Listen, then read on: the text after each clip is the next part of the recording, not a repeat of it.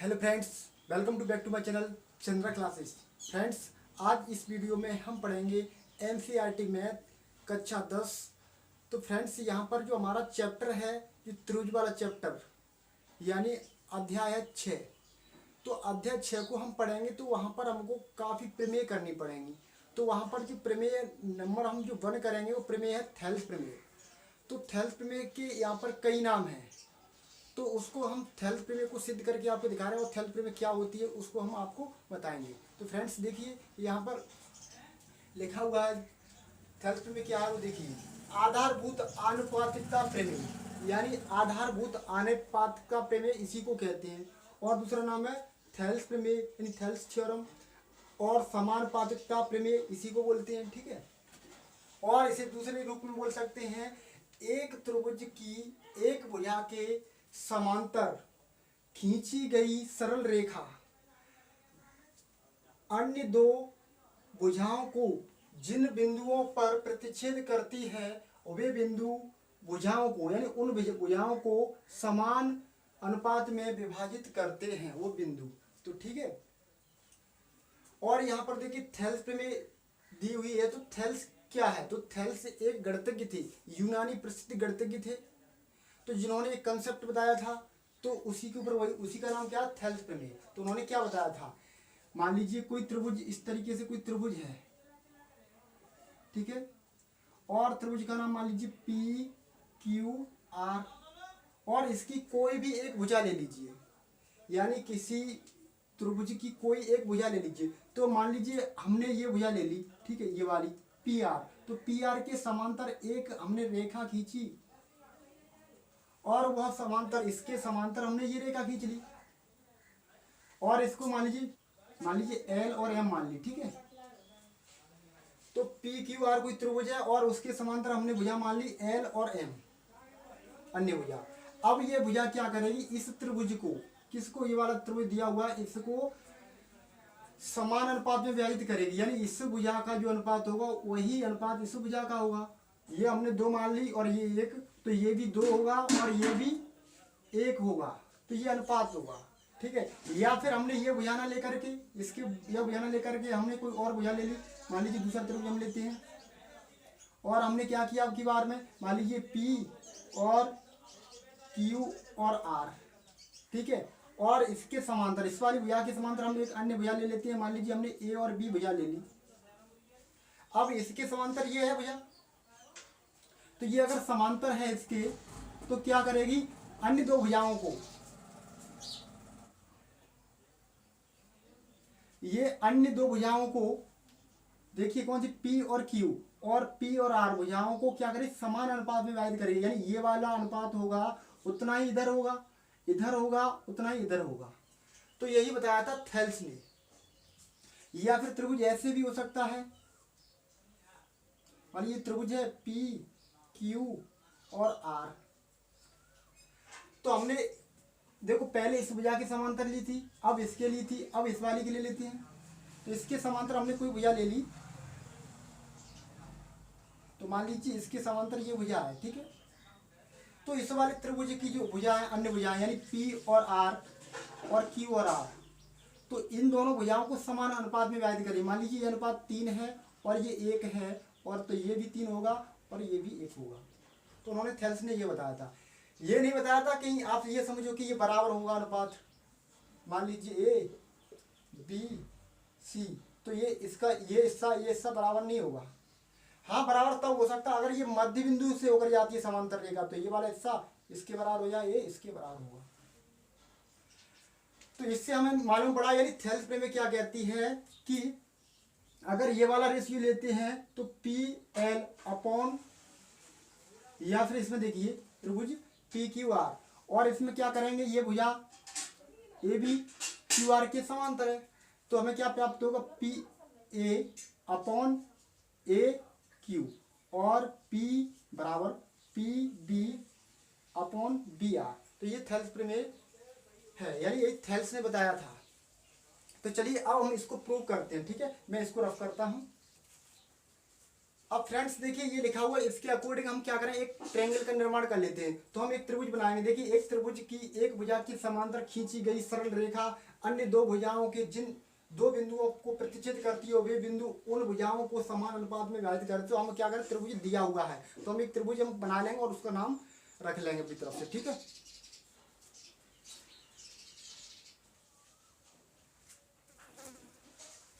तो फ्रेंड्स देखिए मैंने जो दिया था उसके अकॉर्डिंग एक त्रिभुज बना लिया। अब त्रिभुज में कहा गया है कि किसी कोई एक भुजा ले लीजिए और उसके समांतर कोई रेखा खींच दीजिए। तो इसके समांतर मान लीजिए हम ये भुजा ले रहे हैं BC। तो हमने क्या किया है कि BC भुजा ले ली, BC। तो BC के समांतर एक हम रेखा खींच देंगे इसके समांतर। और समांतर रेखा तो आप जानते हो, यानी वे रेखाएं आपस में कभी कहीं ना मिले, समांतर रेखाएं कहलाती है। यानी या फिर उनके बीच की दूरी सेम होनी चाहिए तो समांतर रेखाएं कहलाएंगी। तो हमने एक समांतर रेखा ले ली और उसका नाम है मान लीजिए D और E।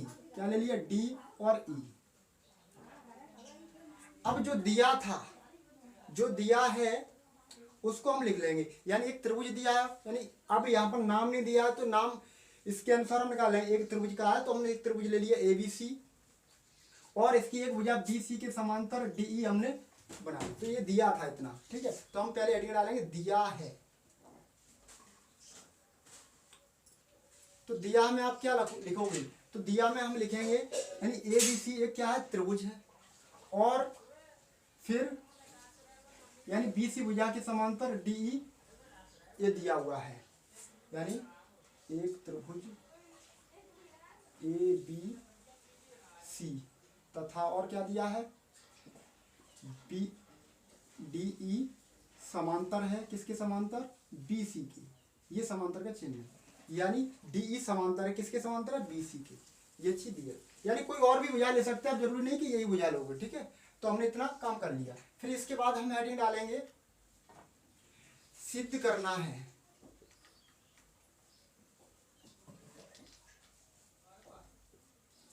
तो फ्रेंड्स सिद्ध क्या करना है वो देखिए।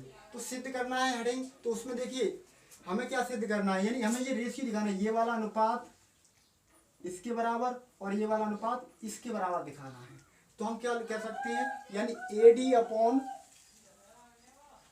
DB बराबर AE अपॉन EC। ये हमको प्रूव करना है। यानी AD अपॉन DB और AE अपॉन EC हमको प्रूव करना है। तो चलिए हम इसे प्रूव करते हैं। अब इसके बाद हम क्या हेडिंग डालेंगे, रचना। तो रचना में क्या करना है, तो रचना में देखिए हम क्या करेंगे, जो दिया हुआ है यानी D और E, DE और B और C बिंदु। तो हम देखिए यहां से इस बिंदु को मिलाएंगे, B और E को मिलाएंगे, BE को मिलाया और C और D को मिलाएंगे, ठीक है। C और D को मिलाया। और रचना में क्या करेंगे, एक काम और करेंगे, इस बिंदु से E बिंदु से AD या फिर AB पर क्या एक लंब खींचेंगे, लंब 90 डिग्री का। तो इस पर एक लंब खींचेंगे। तो लंब तो आप जानती हो 90 डिग्री का एंगल बने, ठीक है, इधर 90 का। और इस पर से इस पर एक लंब खींचेंगे। तो इस पर भी हमने एक लंब खींच लिया। तो लंब जानते हो 90 डिग्री का एंगल बने, ठीक है। तो रचना में हमने इतना काम कर लिया, ठीक है। तो रचना में जो किया है वो लिख लेंगे। तो रचना में देखिए फ्रेंड्स क्या किया है, रचना में सर्वप्रथम हमने किया B और E को मिलाया, BE को मिलाया।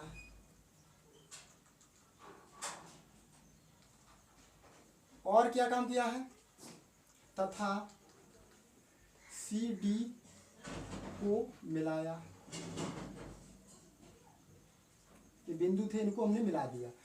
और E से F बिंदु वाली थे, E के बाद F आती है, F लिख दीजिए, F और G। और D से हम क्या करेंगे, यहाँ पर बिंदु मान लीजिए G, कोई बिंदु है यहाँ पर, इस पर लंब खींचा। तो जो काम किया वो हम लिख देंगे।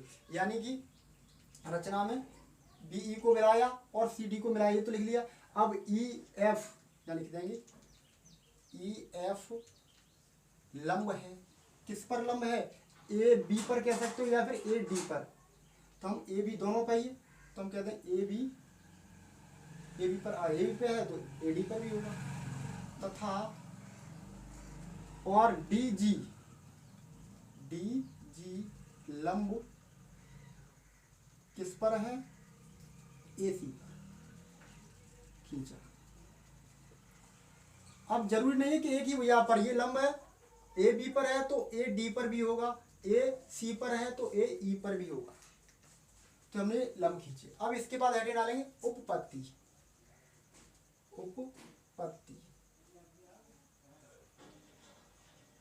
तो उपपत्ति को इंग्लिश में प्रूफ बोलते हैं, प्रूफ।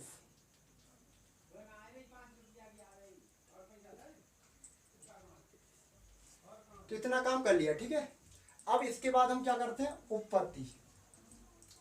अब देखिए उपपत्ति में हमें पहले ये देखना सिद्ध क्या करना है। तो देखिए सिद्ध ये करना है A D upon D B. देखो एक साइड देखिए A D upon D B ये लाना है एक साइड, और इधर देखिए ए ई अपॉन ई सी, ए ई अपॉन ई सी लाना है। तो यहां से हमको देखो कुछ ना कुछ मिलेगा। देखिए ये वाला त्रिभुज, ये वाला ए डी ई ये त्रिभुज, और ये वाला त्रिभुज। तो ये हमने क्यों चॉइस किए, क्योंकि इस वाले त्रिभुज की एक भुजा ये वाली और इस वाली ये भुजा। तो ये वाला त्रिभुज पहले निकाल लेंगे और फिर ये वाला त्रिभुज, इसी प्रकार इधर ये निकाल लेंगे और इधर ये। अब हम क्या करेंगे, देखिए यहाँ पर देखिए त्रिभुज ये वाला है पहले, तो यहाँ पर इससे मतलब है देखिए हमें ए डी और D B.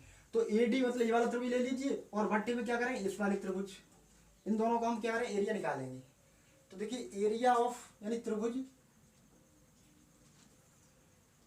A D E का क्षेत्रफल बट्टे त्रिभुज, अब त्रिभुज कौन सा लेंगे बी डी ई का क्षेत्रफल, त्रिभुज बी डी ई का क्षेत्रफल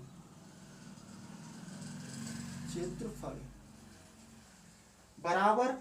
अब इस वाली त्रिभुज का क्षेत्रफल निकालेंगे तो इसकी एक भुजा ले लीजिए। तो इस वाली की हमने भुजा ली ए और डी, कौन सी ली, यानी त्रिभुज का क्षेत्रफल क्या होता है आधार 1/2, यहाँ लिखिए ऊपर त्रिभुज का क्षेत्रफल बराबर 1/2 गुणा आधार गुणा लंब या फिर लंबवत ऊंचाई। तो लंब हमने मान लिया। अब देखिए आधार हमने एक भुजा ये ले ली, ठीक है, और इसी पर एक लंब हमें खींचा हुआ है तो ये भुजा हमने ले ली तो ए डी। तो हम क्या करेंगे, यानी 1/2 आधार क्या है A D into A D, और इंटू लंब क्या है, लंब है एफ और ई, लंब क्या है एफ ही या फिर ई एफ कह सकते हैं, तो आप ई एफ कह लीजिए ई एफ, फिर डिवाइड बाई। अब इस वाले त्रिभुज का क्षेत्रफल निकालना है, तो इसका देखिए आधार क्या है यही तो बी और डी। अब ये बी डी भुजा यहां से समझने की बात है, अगर बी डी भुजा ये है तो इस वाली भुजा पे ये तो लंब है नहीं, तो हम क्या करें, मान लीजिए त्रिभुज इस तरीके से बना हुआ है, ये त्रिभुज इस तरीके से बना हुआ है।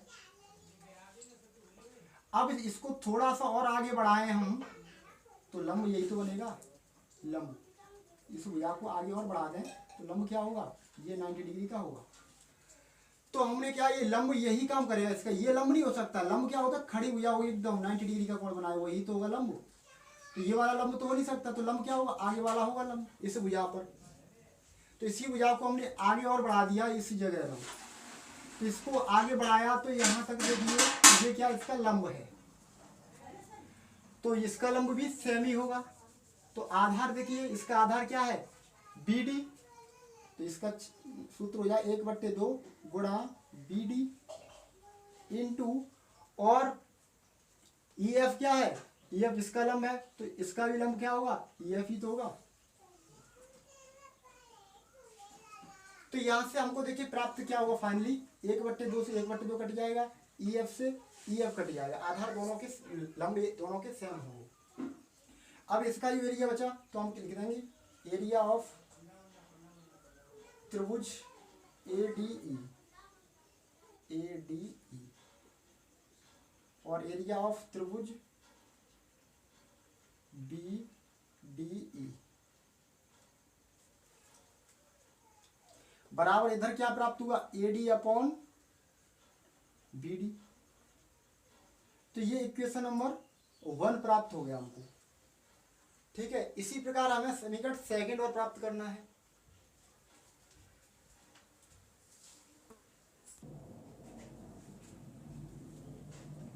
और इसी प्रकार क्या करेंगे, इस वाले त्रिभुज का क्षेत्रफल और भट्टे में क्या करेंगे, इस वाले त्रिभुज का क्षेत्रफल कर लेंगे, क्योंकि इस भुजा के भट्टे में ये वाली भुजा दिखानी है, तो इस वाले त्रिभुज की एक भुजा ले लेंगे, इसकी एक भुजा आ जाएगी। और देखिए यहाँ पर देखिए हमने BD कर दिया है, लेकिन हमें सिद्ध में क्या करना है, AD अपॉन DB करना है ना, तो आगे पीछे क्रम होगा, इससे कोई वैसे प्रॉब्लम नहीं है। ठीक है, तो यहाँ पर क्या कर देंगे DB, क्योंकि फिर बाद में पलटना पड़ेगा। तो DB और इससे कोई मतलब नहीं BDE, तो हम किधर से भी स्टार्ट कर सकते हैं। अब देखिए, अब दूसरी एक समीकरण है प्राप्त, दूसरा प्राप्त करेंगे तो हम इसका निकालेंगे क्षेत्रफल और इसका क्षेत्रफल। तो देखिए एरिया ऑफ त्रिभुज, कौन से का, त्रिभुज ADE, तो एरिया ऑफ त्रिभुज, एरिया ऑफ त्रिभुज ADE बराबर, तो इसका क्षेत्रफल कितना होगा, इसका क्षेत्रफल पहले था उतना ही होगा ये वाला, लेकिन इसका जो लंब है, आधार ये लेंगे तो इस पर लंब क्या ये है। तो देखिए 1/2 गुणा आधार क्या AE, इसके लिए आधार क्या होगा AE, और AE पर लंब क्या है E और G, खड़ी हुई यही तो ये लंब है, तो ये लंब रख देंगे, ये लंब है। तो 1/2 गुणा AE इंटू DG। अब देखिए इसमें क्या करेंगे, भाग देंगे, तो एरिया ऑफ किस वाले त्रिभुज का, त्रिभुज CDE या फिर CED ऐसे कर लीजिए, तो CDE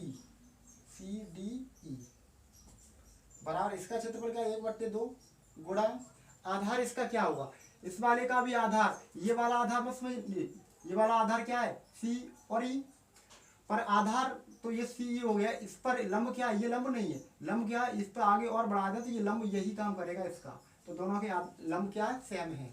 तो आधार क्या है इसका, तो इधर से देख, इधर से लाना तो EC कर लेते, आधार क्या है EC इंटू लंब क्या है GD या फिर DG, तो DG कर लीजिए DG। अब देखिए यहाँ से DG कट जाएगा, 1/2 से 1/2 कट जाएगा, तो बचेगा क्या AE अपॉन EC तो बचेगा। तो जो बचा उस समीकरण को मैं यहाँ पे लिख देता हूँ, यानी कि एरिया ऑफ त्रिभुज ADE अपॉन एरिया ऑफ त्रिभुज CDE इक्वल टू हमको क्या प्राप्त होगा, AE अपॉन EC। ठीक है, ये इक्वेशन नंबर कौन सा है, इक्वेशन नंबर है देखिए फर्स्ट और इक्वेशन नंबर सेकंड।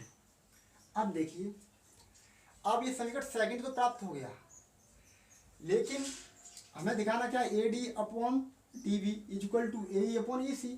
तो अगर कहीं ये वाले क्षेत्रफल, ये वाला क्षेत्रफल है और ये वाले दोनों क्षेत्रफल यानी बराबर हो जाए, तो ये भी आपस में बराबर हो जाए, तो हम बराबर करके दिखाएंगे। कैसे करेंगे बराबर, देखिए ये वाला त्रिभुज, ये देखिए मैं लाइन खींच रहा हूँ, ठीक है, यानी कि त्रिभुज कौन सा BDE, तो त्रिभुज BDE और त्रिभुज इधर देखिए ये डबल हो जाए, यहाँ पे लाइन कौन सा CDE, तो CDE त्रिभुज और BDE त्रिभुज, तो ये दोनों त्रिभुज के एरिया बराबर होंगे।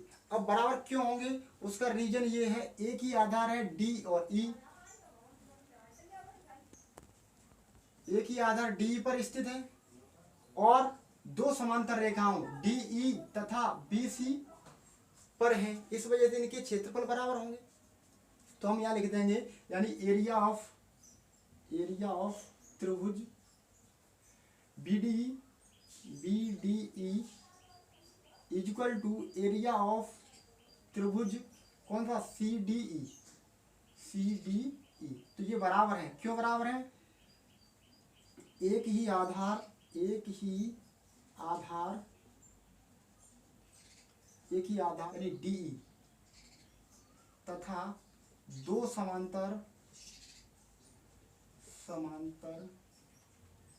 रेखाओं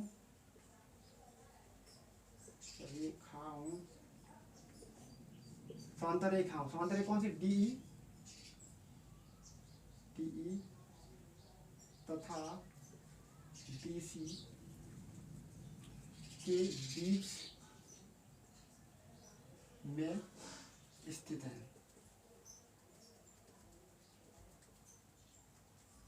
तो अगर एक ही आधार और दो समांतर रेखाओं के बीच त्रिभुज हो तो वे क्या होते हैं, उनका जो एरिया होता है आपस में बराबर होता है। तो हमने यहाँ पे क्या क्या दिया, यानी एरिया ऑफ त्रिभुज BDE equal to area of त्रिभुज CDE। तो ये आपस में बराबर हो गए।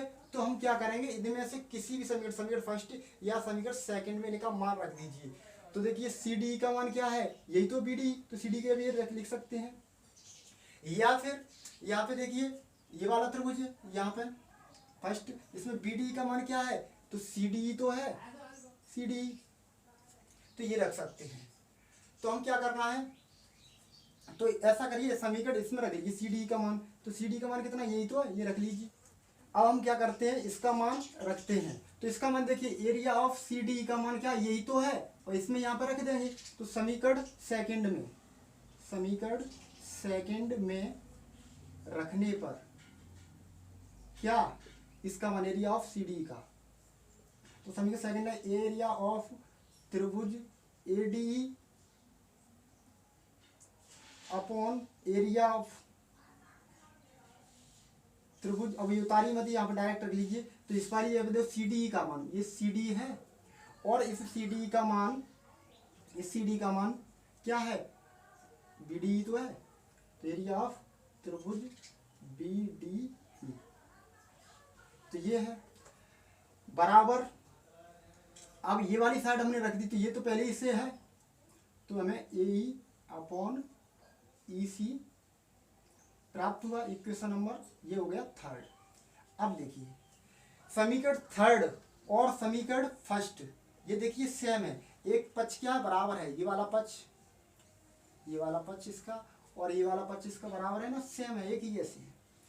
तो अगर ये बराबर हैं, ये साइड बराबर हैं, तो ये भी तो आपस में बराबर होंगे। तो हम क्या लिख सकते हैं, तो थोड़ा सा मैं यहाँ पर रफ कर रहा हूं, तो आप स्क्रीनशॉट ले लीजिए। तो मैंने थोड़ा सा रफ कर दिया। तो यहाँ देखिए अब ये बराबर है, तो समीकरण फर्स्ट व सेकंड से, तो दोनों से क्या है, देखिए इस वाले त्रिभुज का मान क्या है, इसका देखो इस पक्ष का मान क्या है, तो इस पक्ष का मान यही तो मान है, ये वाला। तो ये वाला ये उठा करके हम यहां रख देंगे। तो AD अपॉन DB बराबर AD अपॉन DB बराबर AE upon EC, AE upon EC। तो यही तो प्रूव करना था। देखिए जो हमें क्या प्रूव करना था, तो वो चीज आ गई, हमें प्रूव करना था वो। तो यहाँ लिख देंगे इति सिद्धम।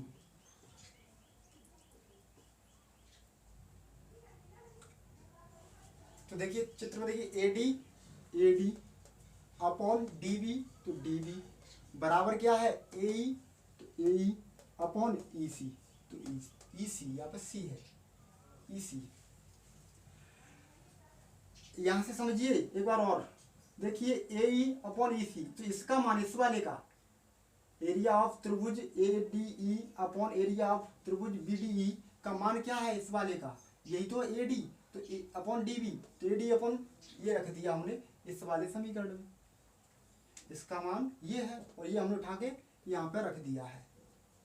इसमें रखोगे तो ये हमें ये प्राप्त होगा। तो आप स्क्रीनशॉट ले लीजिए। फिर हम इसी का हम क्या करा रहे हैं, इसकी उपप्रमेय और है, तो दो उपप्रमेय करा देते हैं इसी में, ठीक है।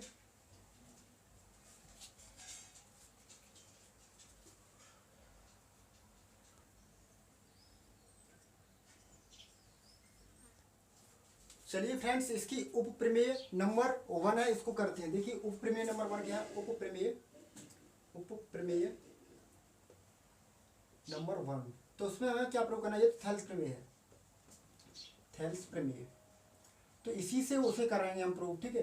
तो उप प्रमेय नंबर 1, तो इसका मतलब क्या है, इसका मतलब ये है कि हमें जो भुजा दी हुई है, यानी बड़ी भुजा A B upon D B बराबर ए सी अपॉन ए, तो ये हमको प्रूव करके दिखाना है। तो कोई ज़्यादा हार्ड नहीं है, तो हम क्या करेंगे इसमें प्रूव करने के लिए, तो चलिए थेल्स प्रमेय का सहारा लेते हैं। यानी बड़ी भुजा के बट्टे में ये और इसके बट्टे में ये।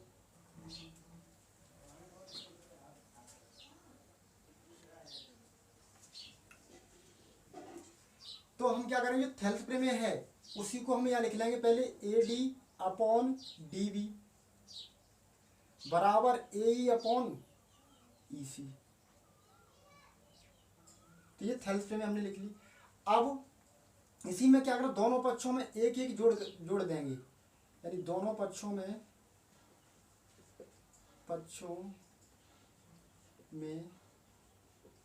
एक एक जोड़ने पर, एक ऐसे लिख लीजिए, एक एक जोड़ने पर, या दोनों पक्षों में एक जोड़ने पर ऐसे कह सकते हो, एक एक दोनों में जोड़ना है, ठीक है। A D upon D B plus 1 बराबर A E upon E C plus 1। अब देखिए अगर हम इसमें एक जोड़ेंगे तो एक +1 और +1, इधर भी एक इधर भी एक, दोनों में एक एक जुड़ा है। अब इधर हमने एक जोड़ा है, इधर एक जोड़ा है, तो एक इधर लाएंगे तो माइनस का हो जाए तो घट गया 0, तो इसका मतलब हमने कुछ जोड़ा भी नहीं है, ठीक है। बराबर सेम कंडीशन हम दोनों जोड़े हैं, घटाया करें या भाग दें तो कोई फर्क नहीं पड़ता है, ठीक है। लेकिन हमें क्या करना है, ये प्रूव करना है, इस वजह से ऐसा किया है। अब देखो हम क्या करेंगे, इसके नीचे एक मान लीजिए, इसके नीचे एक मान लीजिए। अब क्या करें, इसका एलसीएम लेंगे तो डी बी तो आएगा, और क्रॉस गुणा कर लीजिए तो A D plus D B. आप भिन्न तो कर ही ले दो, क्रॉस गुणा का मतलब क्या है, इसमें भाग देंगे, कितने बार जाएगा, एक बार जाएगा तो यहाँ ए डी आ जाएगा, इसका भाग देंगे तो डी बी आ जाएगा, डी बी को मल्टीप्लाई इससे हो जाएगा, और इक्वल टू ए ई, इधर भी एलसीएम कर लीजिए, प्लस ई सी अपॉन ई सी। अब इसको हम देखेंगे ऊपर वाले को चित्र में देखेंगे, तो देखिए A D plus D B, तो A D plus D B, इस भुजा को और इस भुजा को जोड़ करके क्या बनेगा, ए बी तो बनेगा, यानी कि A D plus D B बराबर किसके है, ए बी के बराबर ही तो है। तो इसकी जगह हम क्या ले सकते हैं, लेकिन ये वाली तो इस वाले के लिए है, ठीक है। तो इधर देखिए ए ई अपॉन ई सी, ए ई अपॉन ई सी, और ऐसे ही A E plus E C is equal to किसके होगी, ए सी के बराबर होगी। तो ए सी लिख सकते हैं इसकी जगह पर, तो A D plus D B, यहाँ पे ए बी लिख सकते हैं, इसकी जगह पे ए बी लिख सकते हैं। तो देखिए A B upon D B बराबर इसकी जगह पे क्या लिख सकते हैं, ए सी अपॉन ई सी, ई सी। यही हमको क्या करना था, प्रूव करना था। देखिए ये बड़ी भुजा है, ये वाली, इसके बट्टे में छोटी वाली ये, और इधर देखिए ये बड़ी वाली भुजा, इसके बट्टे में छोटी वाली। अब इसी टाइप से उपप्रमेय नंबर 2 है, तो उपप्रमेय नंबर 2 में क्या करेंगे, जो थेल्स प्रमेय दिए उसका विलोम कर लेंगे, ठीक है। तो मैं इसको रफ करता हूँ। इसमें क्या करना है, इसमें देखिए इसके बट्टे में पहले ये किया था, अब क्या करेंगे, अब ये करेंगे, देखिए इसके बट्टे में ये किया था, बड़े वाले के बट्टे में छोटे वाला किया था। अब छोटे वाले के बट्टे में यानी ए डी के बट्टे में क्या करेंगे, ए बी ए डी है ए ई अपॉन ई सी, ठीक है फ्रेंड्स। अब ये हमको प्रूव करके दिखाना है। तो देखिए जो थेल्स प्रमेय दिया इसका विलोम करेंगे सबसे पहले, तो थेल्स प्रमेय का विलोम, तो पहले जो दिया हुआ है थेल्स प्रमेय, तो उसको क्या करेंगे, पलट देंगे, A D upon D B है तो D B upon D B upon A D कर लीजिए बराबर ई सी अपॉन, पक्षों में एक जोड़ देंगे, दोनों पक्षों में एक एक जोड़ने पर, तो दोनों पक्षों में एक जोड़े तो D B upon A D plus 1 equal to E C upon A E plus 1। तो हम क्या करेंगे, तो डी बी प्लस एलसीएम लेंगे तो A D upon A D equal to E सी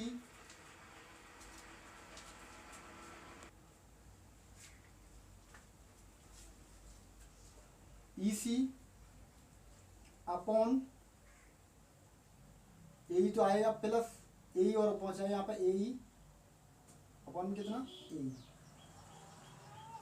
अब देखिए इसको चित्र में देखेंगे तो D B plus A D plus A D, इन दोनों को जोड़ के क्या बनेगा, ए बी तो बनेगा। तो क्या हो जाएगा ए बी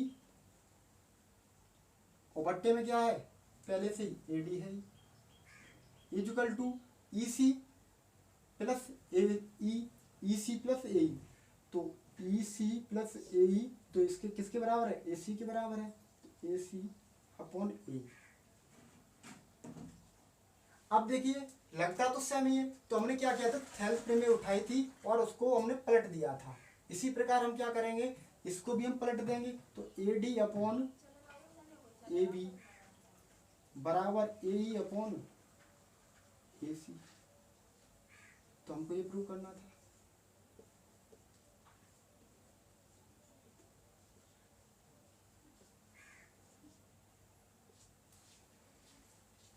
तो आप फ्रेंड्स स्क्रीनशॉट ले लीजिए।